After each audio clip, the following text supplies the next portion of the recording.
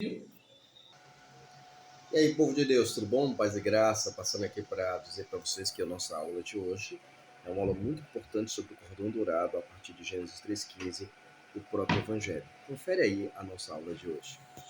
Bem no comecinho do livro de Gênesis, bem no meio de uma crise gigantesca, a gente encontra algo totalmente inesperado: o primeiro lampejo de esperança. Essa é a história de um fio de ouro que começa a ser tecido bem ali, no meio do caos. Ok, vamos direto ao ponto. A questão central que a gente vai desvendar aqui é essa. No meio de um cenário de consequências pesadas, de julgamento, onde é que está exatamente a primeira promessa de todas? É um pequeno mistério que, na verdade, dá o tom para toda a história que vem pela frente. Para a gente conseguir entender essa promessa, primeiro a gente precisa dar um passo atrás e entender o clima da coisa. A humanidade acabou de se rebelar. Aquela comunhão perfeita quebrou. E o que vem depois não é silêncio, mas uma série de reações e consequências que criam uma realidade nova e bem dolorosa. A primeira reação que a gente vê registrada depois da queda é o medo. A presença que antes era motivo de alegria, de conforto, agora causa pavor. Essa é a grande marca da alienação, sabe? Um relacionamento quebrado que transforma o que era próximo em algo ameaçador. E o medo, claro, ele não vem sozinho, ele puxa outra coisa junto: a vergonha. A consciência da própria vulnerabilidade de repente impulsiona um desejo de se esconder, de cobrir não só o corpo, mas a própria essência do que eles se tornaram. Então, a reação instintiva, a primeira coisa que vem à mente, é fugir. Em vez de correr para Deus pedindo ajuda, o casal corre para longe dele, tentando se esconder no meio das árvores. É a imagem perfeita de como o pecado distorce a nossa percepção da graça. E aí vem os julgamentos. A fonte mostra que isso não é só uma punição aleatória. Cada consequência, na verdade, está montando o palco para um conflito cósmico. Uma inimizade declarada, dor e conflito nos relacionamentos, uma luta constante com a própria criação. É nesse cenário bem sombrio que algo inacreditável acontece.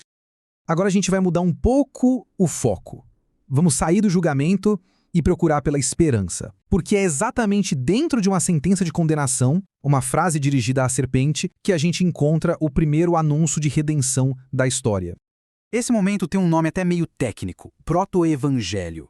Mas calma, a ideia é simples. Proto quer dizer primeiro, e evangelho, bom, boa notícia. Então é literalmente a primeira boa notícia. A fonte descreve isso como o ponto de partida daquele fio de ouro da redenção, um tema que vai costurar a Bíblia inteira.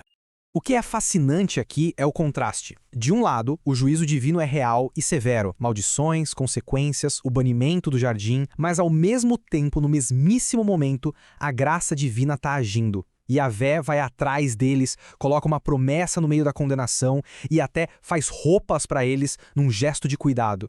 Justiça e misericórdia andando de mãos dadas. Essa primeira promessa faz muito mais do que só oferecer esperança. Ela imediatamente divide o mundo. Ela traça uma linha na areia e estabelece um conflito fundamental que, segundo a fonte, vai moldar toda a história humana dali para frente. O conceito teológico para isso é antítese. Parece complicado, mas significa basicamente uma oposição fundamental.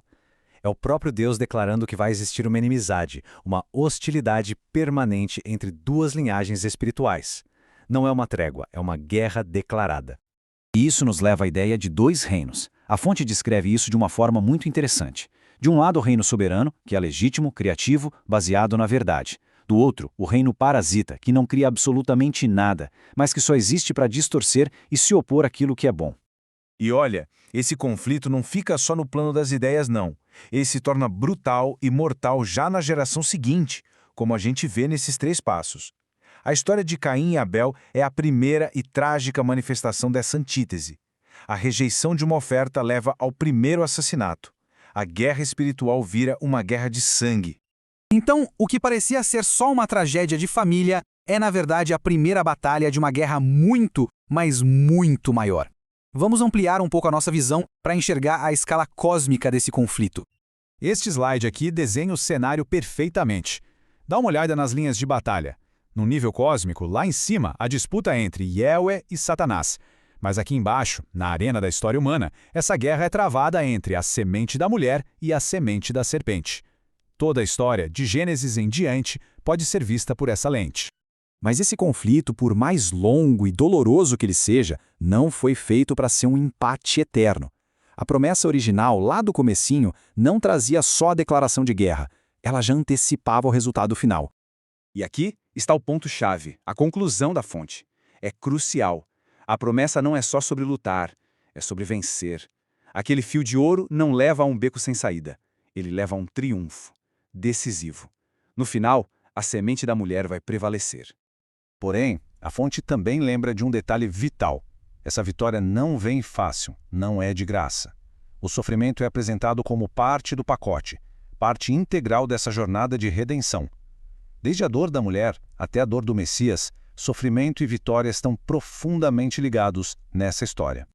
Isso tudo nos deixa com uma pergunta final para a gente pensar. Se essa primeira promessa em Gênesis é o começo desse fio de ouro que se desenrola por milhares de anos de história, qual é o destino final dele? Para onde esse fio de esperança, que nasceu no meio de um julgamento, estava nos levando desde o início? A resposta para essa pergunta é, talvez, a história central de toda a Bíblia.